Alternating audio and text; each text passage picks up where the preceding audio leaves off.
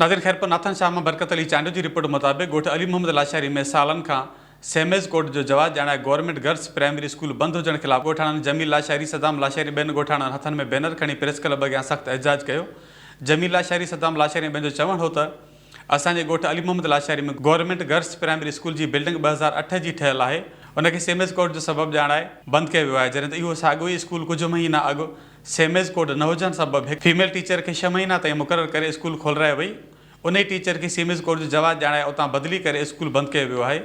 जॾहिं त government girls primary school में 100 खां मथे शागिर्दियाणियूं तइलीम पिराए रहियूं आहिनि, जेके तइलीम जे ज़ेवर खां महरूम थी वियूं आहिनि। गोठाणा सीएम सिंध वज़ीर आला सिंध ऐं सेक्रेटरी तइलीम सिंध खां पुरज़ोर मुतालबो कयो आहे असांजे गवर्नमेंट गर्ल्स प्राइमरी स्कूल खे सेमेज कोर्ट ॾेई उते फीमेल टीचर मुक़रर करे स्कूल खोलियो वञे त जीअं असांजे ॻोठ जूं सभई नियाणियूं तइलीम पिराए सघनि ऐं पंहिंजो मुस्तक़बिल रोशन करे सघनि।